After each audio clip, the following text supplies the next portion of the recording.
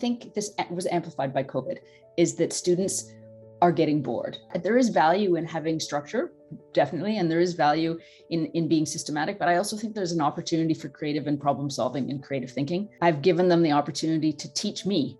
So they have to pick a subject. So it would be, for example, one of the P's of marketing: product, price, place, promotion, packaging, etc. And they have to create a 3 to 5 minute video explaining the concept in a creative and fun way. The interesting thing is that they go and they read the textbook, or they go and they read my notes, but then they have to interpret them in a way that would be easier for them to teach. When you learn how to figure out what makes sense to you and you try and teach someone else, it comes across completely differently. And I feel like that's a fantastic thing. Some of them don't like it, but for the most part, I put them in groups of 2.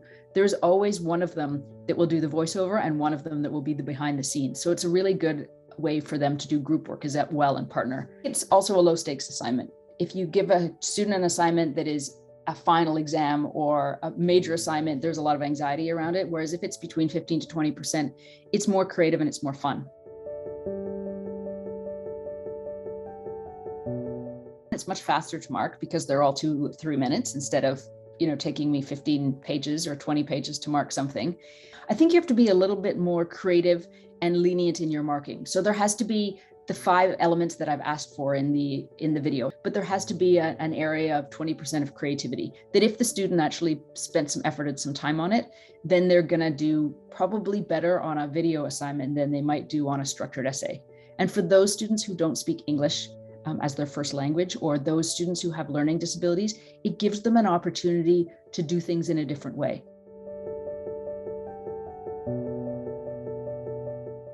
I asked the students who'd done a really creative job if I could show their videos, and they were thrilled, number one, that I asked them to show them. And then I give them back to this year's class, so 2 years later, as examples of the kinds of things they could do.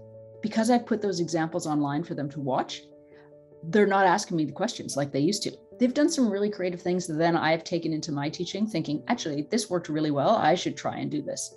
Because I think we can always use a bit of a pick-me-up sometimes. We do the same thing the same way a lot. Professors could stand to be a little bit more creative ourselves. And I think that COVID gave us an opportunity to try things that we normally wouldn't have tried in a classroom. And that's been really beneficial.